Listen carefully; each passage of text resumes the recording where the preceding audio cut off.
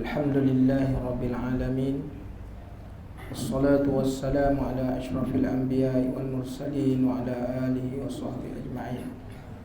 Subhanaka la ilma lana illa ma 'allamtana innaka antal alimul hakim. Wa la hawla wa la quwwata illa billahil aliyyil 'azim. Allahumma la sahla illa ma ja'altahu sahla wa anta taj'alul hazna idza syi'ta sahla. Allahumma faqihna fid din wa 'allimna ta'wil.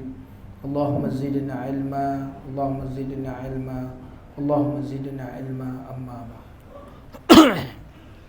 Alhamdulillah, syukur kepada Allah Subhanahu wa taala kerana diberikan kesempatan lagi kepada kita untuk duduk dalam majlis ilmu. Mudah-mudahan Allah Subhanahu wa taala menjadikan perhimpunan kita mendapat rahmat dan mendapat keberkatan daripada Allah Subhanahu wa taala. Rasulullah sallallahu alaihi wasallam bersabda dalam satu hadisnya, "Madijtama'a qaumun fi baitin min buyutillah." Tidaklah berhimpun satu kaum atau satu puak, satu kumpulan manusia di dalam rumah-rumah Allah Subhanahu wa taala. Jadi Baitullah ini dinisbahkan kepada masjid, Baitullah. Maka mereka ni yatluna kitab Allah, mereka baca Quran, siang dan malam mereka baca Quran, ana al-laili wa atrafan nahar, wa yatadarasu bainahum. Dan mereka juga duduk dalam majlis-majlis ilmu, majlis-majlis yang di dalamnya membicarakan tentang hukum-hukum Allah Subhanahu wa taala, membicarakan tentang bagaimana nak mendekatkan diri kepada Allah Subhanahu wa taala, bagaimana cara untuk membersihkan diri daripada sifat-sifat nifaq, sifat-sifat mazmumah, dan menghadirkan dalam diri dengan sifat-sifat mahmudah. Maka Rasulullah kata, illa nazalat alaihimus sakinah, melainkan orang yang duduk dalam rumah Allah ini, ketika mana mereka baca Quran atau duduk dalam majlis-majlis ilmu dalam rumah-rumah Allah Ta'ala, tidaklah diberikan kepada mereka melainkan ketenangan. Mereka tenang. Mereka masuk dalam masjid, mereka lupa akan hal-hal kehidupan mereka di luar. Sedangkan kita datang tadi, berbagai-bagai hal yang terpasak di dalam pemikiran kita, dalam hati kita banyak masalah. Bila kita masuk dalam majlis ilmu, Allah Ta'ala memberikan ketenangan kepada kita. Kerana ini merupakan salah satu daripada kelebihan orang yang duduk di dalam majlis ilmu. Wa ghashiyatuhumur rahmah, dan sentiasa mereka di dalam rahmat Allah. Makna rahmat Allah Ta'ala ni sama ada dalam bentuk perlindungan, ataupun rahmat Allah Ta'ala ini dalam bentuk mereka mendapat keamanan, kesejahteraan, ataupun mereka ni dengan rahmat Allah Ta'ala mereka akan mendapat kelapangan hidup, kesihatan dan sebagainya. Wa khaffathumul malaikah, dan mereka akan sentiasa dikelilingi oleh para malaikat Allah.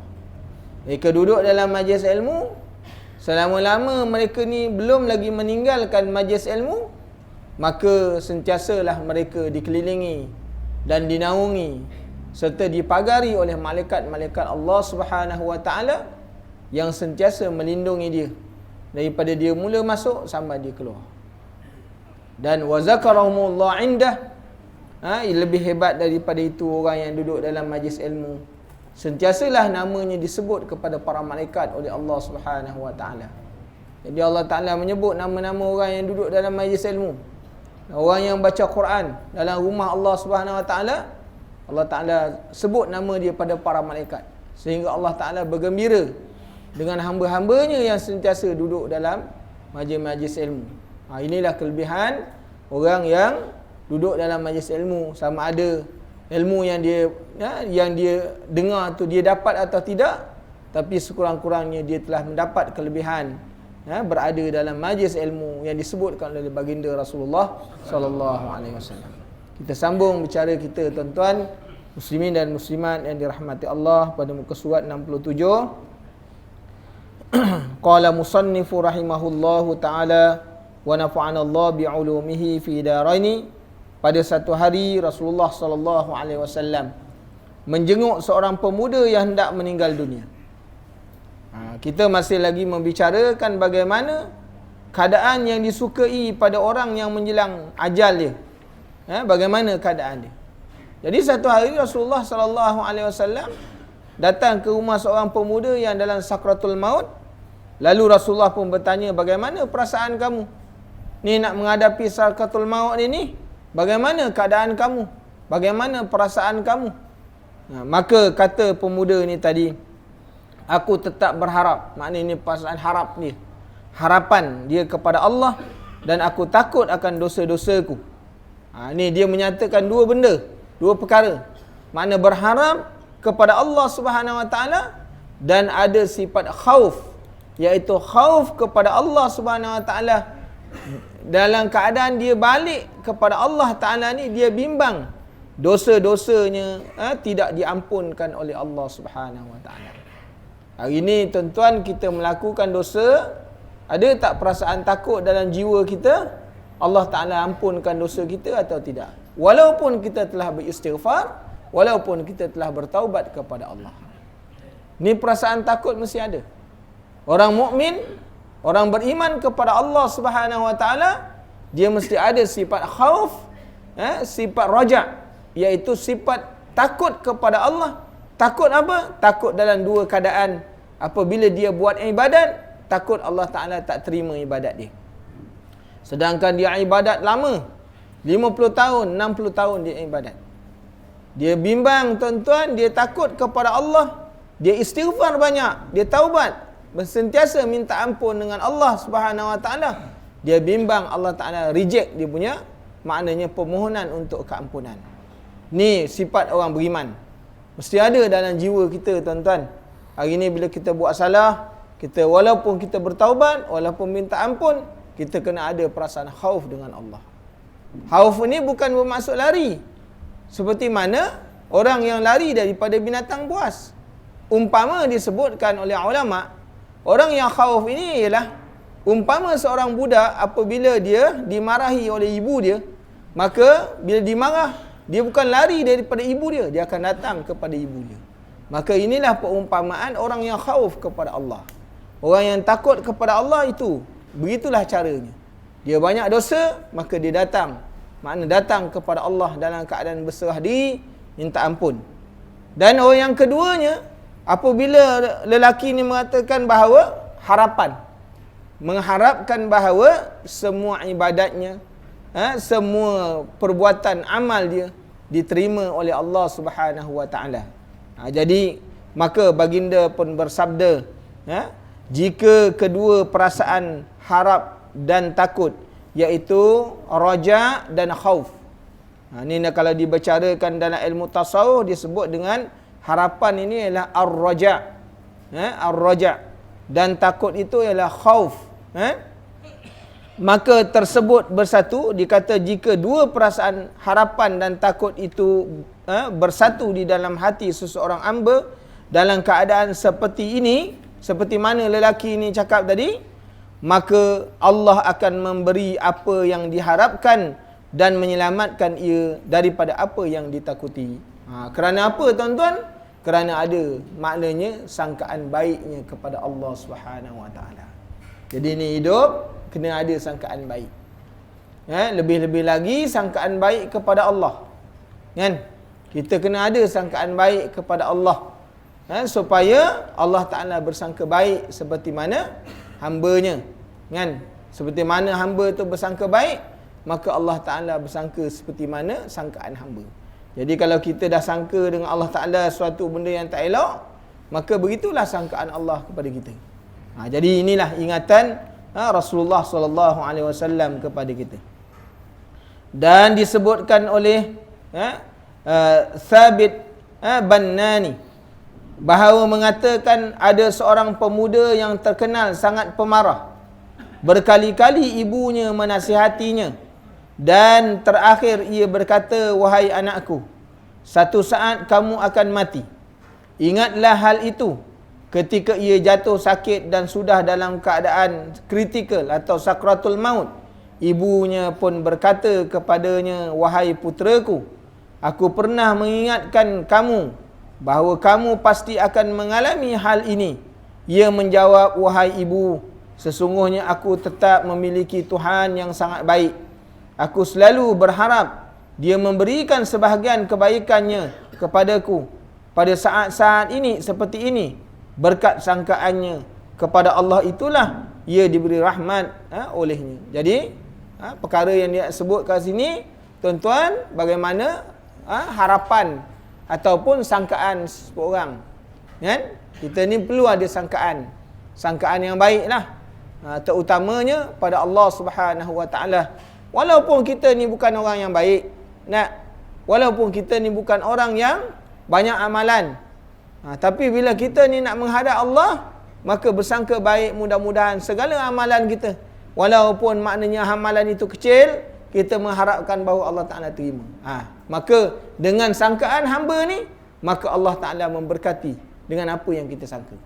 Jadi tuan-tuan muslimin dan muslimat yang dirahmati Allah, disebutkan oleh Jabir Wada'ah bercerita, ada seorang pemuda yang suka berbuat buruk dan ia tengah dalam keadaan kritikal, makna dalam sakratul maut. Ibunya kemudian bertanya, "Wahai anakku, apakah kamu ingin menyampaikan sesuatu pesan?" Maka ia menjawab, "Ya, tolong simpan cincinku ini, yang di situ ada tulisan kalimat-kalimat untuk mengingatkanku kepada Allah. Barangkali sahaja Allah berkenan merahmati aku." Selepas ucapan upacara pemakaman, seorang temannya bermimpi bertemu dengannya dan ia berkata, "Tolong sampaikan kepadaku bahawa kalimat yang ada di cincinku itu benar-benar telah memberi manfaat kepadaku. Sesungguhnya Allah telah mengampuniku." Jadi tuan-tuan, ada orang-orang dulu ni, mereka punya cincin ni ditulis padanya, diletakkan di depan dia tu, maknanya kalimat Allah, kan? Tapi kita perlu ingatlah, dalam kita memakai barang-barang yang ada tulisan nama-nama Allah, nama Muhammad sallallahu alaihi wasallam, maka kita kena jaga penghormatan dia, kan? Kerana tak boleh nak bawa masuk tandas, kerana tempat-tempat itu adalah cemar, jadi kita kena buka waktu nak masuk di dalam tandas dan sebagainya. Tapi nak ceritakan kepada kita bahawa orang ni cincin ni yang tertulis kalimah Allah ataupun kalimah thayyibah, dan dia bersangka baik dengan apa yang dia ada pada dia tu, dengan harapan Allah Ta'ala memberi kebaikan kepada dia, maka dengan sangkaan dia tadi, maka Allah Ta'ala mengampuni, kan? Suatu ketika seorang badui jatuh sakit, dan ketika diberitahu kalau ia akan mati, ia bertanya, "Ke mana aku akan dibawa?" Seorang anggota keluarganya menjawab kepada Allah, ia berkata, "Aku senang sekali kerana aku akan dibawa kepada Tuhan yang adalah sumber segala kebaikan." Ini cerita tentang kisah-kisah bagaimana kehidupan orang yang di akhir-akhir saat kehidupan dia, sangkaan-sangkaan dia kepada Allah Subhanahu Wa Taala yang memberi manfaat. Dan Al-Mu'tamir bin Sulaiman berkata, ketika mendekati ajal, ayahku berkata, "Wahai Mu'tamir, katakanlah kepadaku tentang kemurahan-kemurahan Allah. Aku ingin menemui Allah Ta'ala dalam keadaan berbaik sangka kepadanya." Ini pun begitu juga kalam orang-orang soleh, bagaimana mereka ni kalau lihat orang dalam sakratul maut, maka mereka sentiasa memberi harapan. Sebab tu tuan-tuan, di antara perkara sunnah, perkara sunnah, kalau kita ni menziarah orang sakit, hendaklah kita memberi harapan pada mereka. Sunnah, kan? Jadi tanya dia, sunnah tanya apa khabar, kan? Bagaimana dengan penyakit, kan? Kalau dikatakan, "Oh, penyakit saya ni berat," maka hendaklah kita ni sunnah memberi harapan. Ada orang yang sakit lebih teruk daripada kamu, atau serupa dengan kamu, masih sampai sekarang hidup lagi, Jangan bila kita datang jumpa dia, macam mana sakit? Oh, sakit awak ni teruk 2-3 hari jalan ni. Tu tak boleh tuan-tuan. Kan? Dia kena memberi harapan, sunnah. Sunnah memberi harapan. Walaupun kita tahu bahawa penyakit itu memang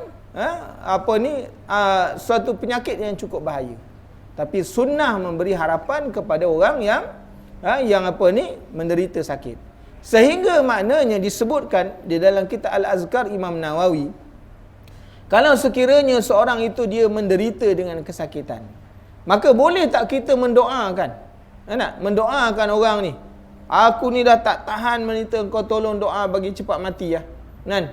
Maka tidak boleh kita mendoakan dia cepat mati. Kan? Diajar oleh baginda Rasulullah sallallahu alaihi wasallam mendoakan, ya Allah, sekiranya kematian itu ada kebaikan kepadanya, maka engkau yang lebih tahu. Kiranya maknanya umurnya panjang adalah lebih baik, maka kau panjangkanlah umurnya. Itu doa yang diajar. Bukan doa kalau orang minta cepat mati, tak boleh tuan-tuan. Kan? Kita kena doakan seperti mana yang ditunjuk ajar oleh baginda Rasulullah sallallahu alaihi wasallam. Ini ada adab kalau kita berziarah orang sakit, orang yang kritikal dan sebagainya lah. Ini kita boleh lihat dalam kitab Al-Azkar Imam Nawawi yang disebutkan kepada kita. Orang-orang salaf dahulu suka membicarakan kebaikan-kebaikan amal seseorang yang akan meninggal dunia, supaya ia boleh mati dalam keadaan berbaik sangka kepada Tuhannya. Jadi dengan sebab itu, kalau kita ni melihat orang nazak, maka berilah maknanya cerita ataupun perkara yang ia boleh mendatangkan baik sangka kepada Allah Subhanahu Wa Taala. Kalau dia kata ini sakratul maut, dalam ini dia kata sakit, dalam menderita kesakitan, beri harapan supaya dia berbaik sangka dengan Allah. Kan? Jadi begitulah tuan-tuan muslimin dan muslimat yang dirahmati Allah. Dan kesedihan saat bertemu dengan malaikat maut. Kita masuk kepada tajuk kecil. Kesedihan saat bertemu dengan malaikat maut. As'ad bin Aslam mengatakan, Ibrahim alaihi salam, Nabi Ibrahim alaihi salam bertanya kepada malaikat maut, dan namanya lah Israel. Ia mempunyai 2 mata, yang satu di mukanya dan satu lagi di belakang kepalanya. Ini sifat malaikat Israel yang kita sebut tadi, malaikat maut. Ibrahim bertanya alaihi salatu wassalam, wahai malaikat maut, apa yang akan anda lakukan jika ada seseorang sedang sakarat di timur dan ada seorang lagi sedang sakarat di barat? Nabi Ibrahim tanya, ni kalau ada 2 kes berlaku ni, satu kat timur, satu kat barat, macam mana kau nak buat ni? Kan? Macam mana nak selesai masalah ni dalam waktu yang sama? Kan? Tapi 2 tempat yang berasingan. Maka apa kata malaikat maut? Sementara di suatu negara juga sedang terjadi wabak, penyakit dan pertempuran yang sengit di antara 2 pasukan. Malaikat maut menjawab, aku akan panggil roh-roh itu dengan izin Allah Subhanahu Wa Taala, sehingga mereka semua berada di dalam kedua jariku ini. Ibrahim berkata, kemudian bumi diratakan dan kelihatan seperti sebuah hidangan, lalu ia makan sebahagian yang diinginnya. Jadi tuan-tuan, bagi malaikat ini memang kerja dia dari itu. Mana-mana orang mati tak jadi masalah pada malaikat. Kan? Semuanya di dalam jari-jari dia je. Kalau di barat ke di timur ke di mana, hanya dia memanggil roh-roh itu je. Kan? Suruh keluar, dia keluar, maka semuanya akan berada di dalam genggaman malaikat Israel. Dia tak perlu susah-susah tuan-tuan, kerana Allah Ta'ala beri kelebihan kepada dia. Dia boleh bergerak, dia boleh maknanya menyeru. Bukan macam kita. Kalau kita ni accident dalam masa yang sama dah angkat ambulan, angkat satu tempat, tak ada ambulan lain, kena tunggu sampai orang tu dah mati dah. Nah, tapi pada malaikat Israel itu adalah satu perkara yang mudah pada dia, kerana Allah Ta'ala beri keizinan kepada dia, kelebihannya begitu, kerana itu urusan dia. Jadi tidaklah sesuatu yang menyulitkan kepada dia. Maka Sa'ad bin Aslam berkata, pada saat itulah Allah Subhanahu Wa Ta'ala memberikan khabar gembira kepada Nabi Ibrahim alaihissalam bahawa ia adalah kekasihnya. Jadi Nabi Ibrahim ni disebut dengan nama Khalilullah, iaitu kekasih Allah Subhanahu Wa Ta'ala. Nabi Sulaiman bin Nabi Daud, Sulaiman bin Daud alaihissalam bertanya kepada malaikat maut, mengapa aku tidak melihatmu bertindak adil di antara manusia? Buktinya, kamu mengambil nyawa seseorang tetapi membiarkan yang lain. Malaikat maut menjawab, dalam hal ini aku lebih tahu daripada kamu. Itulah lembaran-lembaran berisi daftar nama-nama yang diberikan dari langit kepadaku. Jadi contohnya tuan-tuan, hari ini siapa yang meninggal dunia, semua senarai daftarnya daripada pagi tadi sampai waktu ni semua dah ada dalam tangan malaikat Israfil. Ada? Semua dah ada. Tinggal tik je, kan? Tak susah tuan-tuan, kan? Sebab tu kita ni, malaikat ni beri ingat-ingat kepada kita. Allah Ta'ala beri ingat kepada kita. Dengan 1001 tanda. Orang yang nak meninggal dunia ni tuan-tuan, dia diberi dengan 1001 tanda. Dia beri tempoh sebulan. Orang yang nak meninggal dunia ni tuan-tuan, disebut dalam satu riwayat dia beri tempoh sebulan. Kan? Dia dah mula tak lalu makan. Dia dah mula makna kurang bercakap, kan? Badan dia tadi akan menurun dia punya suhu dia. Dia akan turun. Kan? Hari ni badan kita kata rasa panas, hidup lama lagi nampak. Mana? Dia akan turun. Bila dalam tempoh tu tuan-tuan, suhu kita akan menurun, kan? Jadi tuan-tuan, mula dah pandang lain dah. Ini adalah alamat-alamat, kan? Orang yang dalam nak menempuh sakratul maut ni, tanda-tanda kematian ni, dia dah diberi alamat-alamat dulu, kan? Cuma kita je tak perasan. Benda-benda tu berlaku. Nanti anak-anak tanya, mak tak lalu makan, mak dah tak ada selera dah. Kan? Mak dah tak ada selera. Mak diam je mak. Tak ada apa nak cakap. Itu dia tuan-tuan. Muslimin dan muslimat yang dirahmati Allah. Mak rasa badan ni seram sejuk aje. Tak kara punya lepas nak melenting. Kan? Rasa dah seram sejuk dah mak punya badan ni.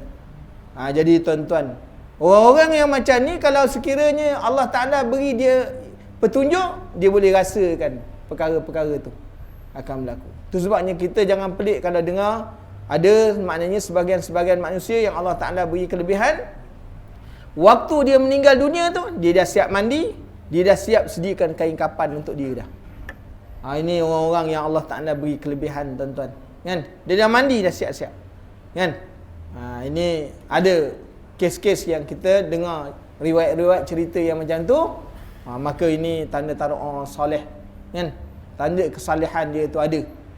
Jadi tuan-tuan, tapi kita janganlah kata makna kalau macam tu semuanya orang soleh, tak juga, kan? Tapi itu adalah tanda-tanda, kan? Ada orang yang mati tak begitu, tapi kesalehannya ada, tuan-tuan, muslimin dan muslimat yang dirahmati Allah. Jadi peringatan-peringatan tu sebenarnya mengingatkan kita. Hari ni Allah Ta'ala beri tanda banyak. Banyak kawan-kawan kita ni kan, bila duduk mengaji dengan kita, sakit pinggang, duduk lama, Allah nak bangun, Ustaz sakit lah pinggang. Tu, tanya, berapa umur dah? Dah 60 Ustaz. Jaga-jaga, kan? Ingat-ingat, jangan leka lagi, duduk berjoging kat tengah padan, kan? Jadi ingat-ingat kan, banyak datang ke masjid daripada tempat-tempat yang macam tu, tempat-tempat yang melalaikan kita daripada Allah Subhanahu Wa Ta'ala. Jadi maknanya kita kena perlu faham, kan? Orang ni bila berlaku perubahan-perubahan pada diri dia, Bila dia dah masuk umur 60, banyak perubahan-perubahan, kita kena standby banyak. Standby sebab apa? Sebab Rasulullah sallallahu alaihi wasallam menyebutkan, dia kata a'maru ummati sittin ila sab'in. Maka umat aku ni dia punya umur dia 60 ke 70 tahun. Itulah border dia. Dia punya umur dia, jangka dia. 60, 62, 63 kan? Ada orang boleh masuk 60, dia dah masuk dalam lingkungan umur yang disebut oleh baginda Rasulullah sallallahu alaihi wasallam. Jadi jangan leka-leka tuan-tuan. Kan? Sebab daripada umur tu lah, umur yang mana? Umur yang kita kata umur yang kritikal. Jangan sibuk lagi dengan urusan dunia. Bukan, tuan-tuan bila baca dalam Al-Quran, Allah Ta'ala menyebutkan wabtaghi fima ataakallahu daral akhirah. Carilah maknanya kehidupan dunia, kehidupan akhirat. Berusahalah kamu kepada penghidupan akhirat. Wala tansa nasibaka minad dunya. Allah Ta'ala suruh ingat akhirat dulu, baru disuruh ingat dunia. Jangan kita terbalik. Hari ini tuan-tuan kita ingat dunia banyak, akhirat di ujung. Tak boleh. Allah Ta'ala sebut dalam Quran. Nanti balik baca. Kan? Wabtaghi fima ataakallahu daral akhirah. Cari kehidupan akhirat. Tapi dalam kau cari kehidupan akhirat, kau mengejar ke akhirat, cari perjalanan akhirat, kehidupan akhirat, wala tansa nasibaka minad dunya. Dunia jangan kau tinggalkan. Kau nak semayang, kau nak ibadat, kau nak buat semua benda, mesti ada maknanya harta benda dunia. Tapi jangan sampai kita melupakan akhirat. Kehidupan matlamat hidup yang pertama ialah akhirat. Ni dunia ni adalah yang kedua. Jangan kita ni pula terbalik. Dunia yang pertama, akhirat pula yang kedua. Ini yang jadi terbalik, itu yang salah dalam kehidupan kita tuan-tuan, kerana kita menggunakan neraca yang salah dalam kehidupan kita. Sebab tu hari ni orang takut sebut soal mati, orang takut sebut soal mati. Sebab apa? Kerana mereka salah daripada menggunakan neraca. Timbangan dia salah. Kan? Kalau sekiranya kita ingat kepada akhirat, itu sebabnya Saidina Abu Bakar As-Siddiq radhiyallahu an, ketika mana dia sebut, ayah ni dah nak mati ni, dah aku cukup rindu dengan Allah Ta'ala sekarang. Aku dah tak mau hidup dah, kerana aku dah terlalu rindu, aku nak bertemu dengan Allah. Kenapa tuan-tuan? Kerana dia telah membuat persiapan untuk akhirat yang begitu lama. Mula daripada dia masuk Islam sampailah kepada saat kematian. Rasulullah sallallahu alaihi wasallam apabila Sayyidatina Aisyah kata, "Ya Rasulullah, Allah Ta'ala boleh beri kepada engkau, nak pilih nak hidup lagi ke nak mati?" Kata baginda Rasulullah sallallahu alaihi wasallam, "Aku sekarang cukup rindu kepada Allah. Aku nak bertemu dengan Allah." Maka dia kata, soal dunia dah tak ada lagi dah. Sedangkan Allah Ta'ala beri pilihan. Kita ada, Allah Ta'ala bagi macam tu. Allah Ta'ala tak bagi pilihan kepada kita tuan-tuan. Kalau sampai waktu ajal memang mati dah. Kan? Tapi ini Nabi, orang yang dikasihi oleh Allah Subhanahu Wa Ta'ala, Habibullah, Allah Ta'ala beri pilihan nak hidup lama ke nak mati. Seorang Nabi yang kasih kepada Tuhannya, yang cinta kepada Tuhannya, memilih kematian sebab dah rindu. Dengan mati itu aku akan rasa tenang, dan lepas ni tidak ada lagi maknanya kesusahan dalam kehidupan. Ini kata-kata Rasulullah sallallahu alaihi wasallam. Saya nak tanya tentang kematian. Ya, saya. Kematian ni satu saat pun tak berundur bila mereka mahu. Ya. Jadi saya nak cerita ni, ada seorang baru Muslim. Bila Nabi Musa ni dah tengok tempoh kematian dia, tak boleh ambil nyawa dia. Malaikat maut dia tambah bengkak pipi dia. Ya. Jadi tak boleh nak cabut. Macam mana? Itu semua kita sebut tentang soal mati, walaupun hakikatnya berlaku yang demikian, tetapi semuanya di dalam Lauh Mahfuz Allah Subhanahu Wa Taala. Cerita tentang bagaimana malaikat maut ketika mana diperintahkan oleh Allah Taala bertemu kepada Nabi Musa alaihi salam untuk cabut nyawa, itu semua ceritanya. Hakikatnya Allah Taala telah mengetahui. Ni kisah-kisah ni semuanya berlaku, semuanya telah termaktub di dalam Lauh Mahfuz Allah Subhanahu Wa Taala. Maka hakikat daripadanya yang kena tampur, kenapa? Itu semua cerita yang telah termaktub. Kan? Supaya apa? Nak tunjukkan kepada kita, inilah bagaimana seorang Nabi Allah Subhanahu Wa Taala beri kelebihan. Tetapi maut ajal tidak boleh diundur. Tidak boleh diundur. Ketika mana datang malaikat maut, itu kisah-kisah yang berlaku, tapi akhirnya mati tetap menemui Nabi Musa alaihissalam. Ianya telah termaktub, kan? Tidak boleh bergerak. Kalau sekiranya Allah Ta'ala tadi katakanlah dengan aksiden, aksiden tu nampak begitu teruk, tapi ajal dia tidak mendahului apa yang dah ditentukan oleh Allah. Takdir yang ditentu, qada yang ditentu oleh Allah Ta'ala, benda tu tidak boleh mendahulu apa yang ditetapkan. Maka dengan sebab itu, perkara-perkara yang berlaku ini sebagai satu rintitan daripada perjalanan hidup yang telah ditaklifkan oleh Allah Ta'ala kepada Nabi Musa alaihissalam. Wallahu alam. Jadi tuan-tuan muslimin dan muslimat yang dirahmati Allah, kita menyambung lagi bicara kita tadi. Wahab bin Munabbih menceritakan sebuah kisah tentang pertemuan seorang raja dengan malaikat maut. Ni nak minta tolong dengar cerita ni, supaya kita dapat tahu. Adalah seorang raja ingin pergi berkunjung ke sebuah wilayah kekuasaannya. Ni semua makna telah termaktub di dalam Lauh Allah Subhanahu Wa Taala. Perjalanan hidup dia, raja ni punya perjalanan hidup, semuanya telah ditulis.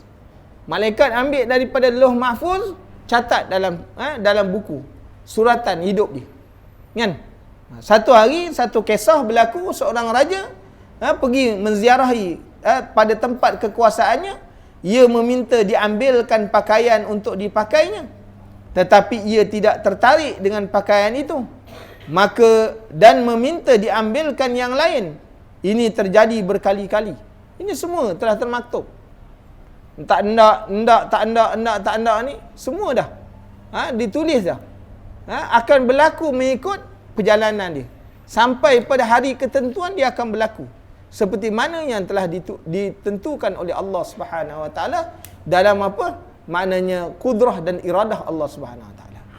Jadi tuan-tuan, muslimin dan muslimat yang dirahmati, begitu pula dengan binatang kenderaannya yang dinaikinya, sehingga akhirnya dia mahu naik binatang tunggangan yang terbaik.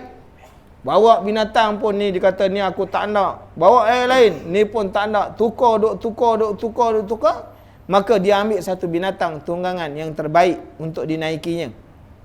Lalu datanglah iblis meniupkan sifat takbur melalui lubang hidung sang raja sehingga tiba-tiba dia menjadi sombong.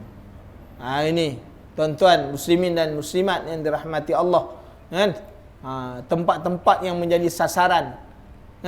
Bab ni di dalam syaitan ini tuan-tuan, dia macam-macam dia punya portfolio dia, kan? Dia macam-macam jabatan ada. Dan nama-nama syaitan ini ataupun iblis ni macam-macam nama, kan? Maka kalau sekiranya yang dok selalu ganggu kita ni namanya Khannas, yang dok kita baca, kan? Qul a'udzu birabbin nas, malikin nas, ilahin nas, kan? Itu ada nama satu syaitan namanya Khannas, kan? Dan satu syaitan lagi dinamakan dia apa ni? Khanzib. Khanzib ataupun boleh dibaca dengan khinzib, boleh dibaca dengan baris yang berbeza. Dan syaitan ini dia punya belalai. Dia boleh scan mana-mana tempat dalam diri kita. Dia boleh letakkan dia punya belalai ni, dia scan. Tempat sini, dia scan kat sini. Oh, dekat sini tersimpan banyaknya sebutan nama Allah atau zikrullah. Dia pergi pindah tempat lain. Dia scan. Seluruh badan dia scan, tuan-tuan. Kan? Kita pun tak scan orang macam tu. Kan? Maka dia scan mana tempat yang ada ruang untuk dia membisikkan maknanya perkara-perkara yang boleh orang terdedah dengan sesuatu maksiat kepada Allah. Ini namanya khanzib ataupun khinzib. Jenis syaitan. Jadi apabila raja ni tadi tuan-tuan pakai pakaian, bawa mai 2-3 pasang, tak mau pakai, akhirnya dia pilih yang terbaik. Bawa mai kenderaan, pilih 2-3 kenderaan, tak mau ambil yang terbaik. Lalu iblis ni bila raja ni dah pakai yang elok, kenderaan yang cukup hebat, macam orang kat dunia pakai yang paling hebat lah kenderaan dia, pakaian dia yang paling hebat. maka syaitan datang duk suluh, rupanya dekat hidung ni kosong. Kosong. Maka dia pun maknanya meniupkan sifat takbur daripada hidung raja ni tadi. Ke dalam hidung raja ni siap sifat takbur. Sehingga tiba-tiba raja menjadi sombong. Jalan duk megah. Naik kenderaan tu dirasa dia paling hebat lah. Bak kuda yang paling mahal tadi. Jadi tuan-tuan, kita naik kenderaan tu jaga-jagalah kan. Dia naik kereta tu dia pegang, dia tengok lambang je cukup. Ni lambang BM ni yang main. Boleh ditiup kan tuan-tuan. Sehingga kita naik, kita tak perasan dengan orang. Kan? Kita tak perasan dengan orang. Kita bawa kereta, tengok jalan, ada lecak, ada ni, orang berjalan kaki kita tempur je. Basah kuyup orang. Kan? Kita rasa kita hebat. Kenapa tuan-tuan? Kerana syaitan telah memasukkan dalam diri kita. Sebab tu kita ambil ingat. Kan? Kita ambil ingat kisah ni, kisah. Supaya ambil iktibar. Maka raja yang dikawal ramai pengawalnya mulai melakukan perjalanan dengan sikap kesombongan. Jalan, orang dulu itulah. Kan? Janganlah kalau dia seorang raja, depan ada 20 orang, belakang 20 orang, kiri kanan 20 orang pengawal. Seperti mana yang disebut oleh seorang maknanya raja daripada Parsi. Ketika nak melihat bagaimana raja orang Islam iaitu Sayyidina Umar Al-Khattab radhiyallahu an nak pergi tengok sendiri yang dia sebut raja yang hebat ni, yang dikata khalifah yang cukup hebat ni orang Islam ni. Maka bila tengok ketika mana dan banyak riwayat menyebutkan sehingga orang-orang yang bukan Islam dia rasa kagum. Seperti mana ketika mana satu kisah ketika mana Palestin itu Baitul Maqdis jatuh ke tangan orang Islam pada masa pemerintahan Sayyidina Umar Al-Khattab radhiyallahu an. Maka apabila jatuh pemerintahan kerajaan Harkelis di Baitul Maqdis kepada orang Islam, maka orang-orang Islam memberitahu nanti besok bahawa khalifah kami akan datang ke Baitul Maqdis. Kan? Maka orang-orang yang bukan Islam daripada golongan Nasara maka berhimpunlah nak tengok raja mereka, yang mereka akan duduk maknanya berpayung bawah dia. Bersusun daripada pintu masuk jalan sampai masuk ke bandar, ke kota. Mereka duk tunggu. Tak seorang pun raja yang mereka menampak macam raja. Maka orang Kristian pun berkata, engkau janji kau punya raja nak masuk, mana raja kau? Dia kata, raja kami dah lama masuk dalam Baitul Maqdis dah. Mana tak ada pun. Kau tengok tak tadi ada orang yang tunggang keldai tadi. Tunggang keldai. Yang tak pakai slipper dia. Itulah raja kami. Pakat tepuk dah kepala belaka. Dia kata raja kami kalau berjalan, escort 20 ke depan. Kan? Tentera 20 ke depan, 20 belakang. Takut mati belaka dia kata. Jadi tuan-tuan muslimin dan muslimat yang dirahmati Allah. Kan? Nak tunjuk kepada kita ni. Kan? Ketika mana berlaku dalam peristiwa yang lain, seorang ni pada raja tengok bagaimana pemerintah, khalifah, tengok nak tahu macam mana pemerintah orang Islam. Kami nak tengok rumah dia besar tak besar, tidur dia kat mana. Maka rakyat yang bernaung di bawah khalifah Umar Al-Khattab, dia kata kalau nak tengok raja aku, kau pergi tengok kat bawah pokok tu. Ada orang dekat situ. Maka dia datang pada waktu itu Sayyidina Umar tengah tidur, tergelempang bawah pangkin. Kan? Dia kata inilah raja kami, inilah khalifah kami. Dia pakai urut dada dia tuan-tuan. Kan? Dia kata macam ni senang tidur. Kalau kau tempat aku macam ni dah kena pancung dah. Raja lama kena tembak dah. Ini senang-senang tidur bawah pangkin. Kerana raja kami, khalifah kami tidak ada musuh. Kerana dia berbuat baik kepada lawan dan daripada kawan. Jadi ini dia tuan-tuan muslimin dan muslimat yang dirahmati Allah.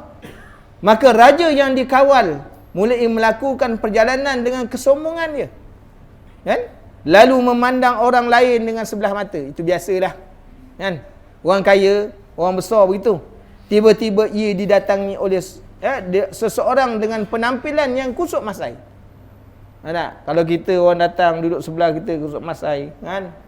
Apa pula orang ni? Kalau tak bercakap pun dalam hati kata, siapa pula ni? Mak dadah ni duduk dekat sebelah aku ni. Kan? Jubah tak semenggah dia kata duduk sebelah aku ni. Kan? Aku ni ustaz, dia duduk sebelah aku. Dah macam ustaz pula, kan? Nampak dia punya ridak lebih panjang dengan lidak aku ni. Jadi ada perasaan gitu. Tuan-tuan, tuan-tuan kalau duduk hari ni sebelah orang pakai jubah, pakai serban, siapa pula mat ni, kan? Mesti ada dalam hati terdetik. Seolah-olah orang melebihi kita, kan? Maka inilah yang berlaku kepada raja ni tadi. Orang yang kusuk masa datang, lalu mengucapkan salam kepada raja, tapi raja tak nak jawab, kan? Mungkin raja ni tak reti nak jawab ke, kan? Ataupun dia tak mahu jawab sebab dia sombong, merasa terhina. Seorang itu kemudian merampas tali kekang raja. Bila bagi salam pada raja, raja tak mahu jawab salam, dia rasa terhina dia. Lalu dia pun rampas tali yang mengikat, maknanya kuda tadi. Raja jadi marah dan membentak, lepaskan, kamu telah melakukan kesalahan besar. Tetapi orang itu berani melawan dia. Ini memang brutal punya orang, tuan-tuan, kan? Kisah ni kita kena ambil iktibar walaupun dia kisah, kan? Aku ada satu permintaan kepada kamu, kata dia. Kata orang ni tadi. Maka sabarlah sampai aku berhenti, kata raja. Kau nak minta apa-apa, tunggu aku berhenti dulu. Ni main rampas-rampas tali kekang ni macam mana? Kalau aku jatuh macam mana? Maka dia kata, tidak, sekarang tak boleh. Sekarang ni, aku nak minta sekarang ni. Dengan paksaan menarik tali kekang kuda sang raja sehingga kuda itu berhenti. Kata raja, tunggu sampai kuda ni berhenti. Tak boleh. Aku hendak sekarang. Maka raja pun berkata, maka katakan apa keperluan kau. Maka orang ni kata, ini perkataan yang aku nak minta ni sesuatu yang rahsia. Dengar rahsia, kecut. Ni mesti bahaya ni, kan? Maka raja lalu mendekatkan kepalanya ke orang itu dan mengambil dan sambil berbisik kepada orang itu dan berkata, aku adalah malaikat maut. Allah. Malaikat maut bisik kat telinga raja. Mendengar tu, raja pun berubah pucat lesi. Dia tahu kalau malaikat maut datang tak ada jalan cerita, tuan-tuan. Malaikat maut datang tak ada appointment. Tak ada tugas lain dia bawa. Maknanya perintah mesti ambil nyawa. Dengar macam tu pucat lesi. Hilang semua kesombongan, tuan-tuan. Muslimin dan muslimat yang dirahmati Allah. Lidah tadi yang cukup hebat menunjukkan sebagai lidah raja, hari ini dengar malaikat maut datang nak ambil nyawa, kelu terus, kan? Dengan gementar raja berkata, berilah aku sedikit masa atau waktu untuk aku kembali kepada keluargaku. Allah. Mati boleh minta extend ke, tuan-tuan? Boleh minta tangguh ke?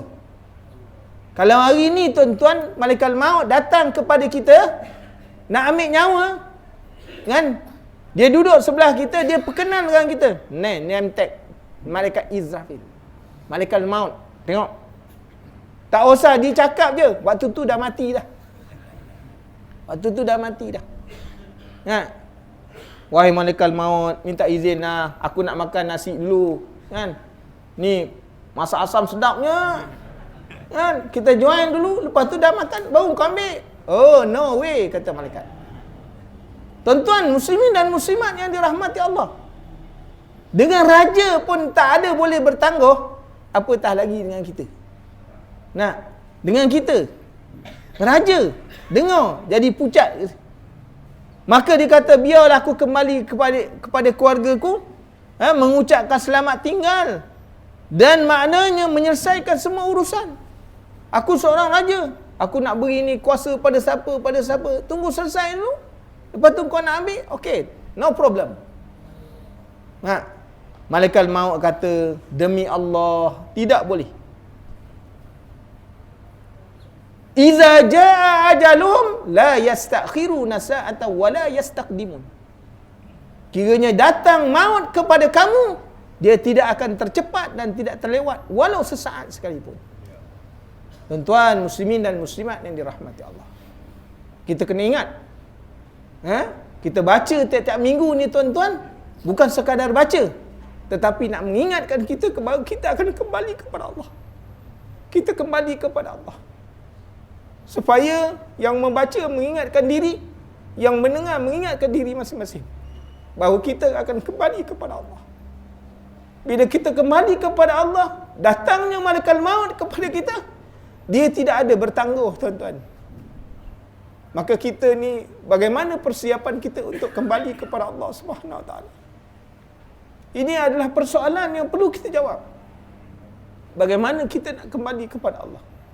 Adakah dalam keadaan kita bersedia untuk mati, ataupun kita tak buat apa-apa persediaan?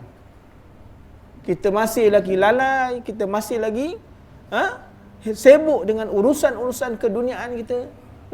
Sedangkan hari-hari yang kita lalu telah menunjukkan banyak tanda yang kita ni semakin hampir kepada Allah. Semakin hampir. Rambut dah beruban banyak dah. Putih pun melebihi daripada hitam. Tuan-tuan, bukan setakat rambut, bulu kening pun dah putih. Kalau kita janggut misai dah putih ni tuan-tuan, ada hal dia. Tapi bulu kening pun, bulu mata pun dah putih dah, menunjuk ketuaan yang begitu tuan-tuan. Tapi kita masih lagi tidak sedar dengan tanda-tanda yang ditunjukkan oleh Allah Subhanahu Wa Taala kepada kita. Maka inilah alasan yang dikemukakan oleh raja. Dia ingat dia sebagai raja, dia boleh minta macam tu. Malaikat maut kata, tidak boleh. Kamu sudah tidak sempat lagi melihat keluargamu, hartamu dan kerajaanmu. Setelah berkata begitu, sang malaikat maut langsung mencabut nyawanya. Seketika itu raja jatuh tersungkur, laksana sebatang kayu yang kering. Allahu Akbar.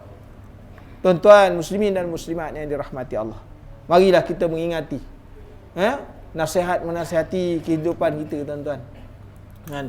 Bukan kita ni baca untuk menakutkan manusia, tetapi tidaklah lain untuk mengingatkan kita supaya kita sedar bahawa kehidupan kita ni, kita sekarang ni berjalan, memang berjalan untuk pergi kepada kematian. Jadi dengan sebab itu bersiap sedialah dengan amal untuk kita kembali kepada Allah. Perelokkanlah amal kita, perelokkanlah maknanya kehidupan kita untuk kembali kepada Allah, supaya bila kita kembali kepada Allah, Allah Ta'ala memberikan kehidupan yang terbaik untuk kita, insya-Allah. Jadi saya rasa cukup setakat itu dulu. InsyaAllah kita sambung pada minggu yang akan datangnya, sekiranya diizinkan oleh Allah Subhanahu Wa Taala.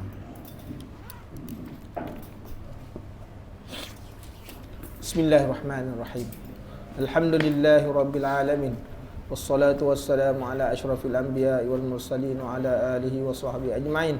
Allahumma inna nas'aluka ilman nafi'a wa rizqan thayyiban wa amalan mutaqabbala. Allahumma faqihna fid din wa 'allimna ta'wil. Subhanakallahumma wa bihamdika asyhadu an la ilaha illa anta astaghfiruka wa atubu ilaik. Jazallahu anna sayyidana Muhammadan abduhu wa rasuluh.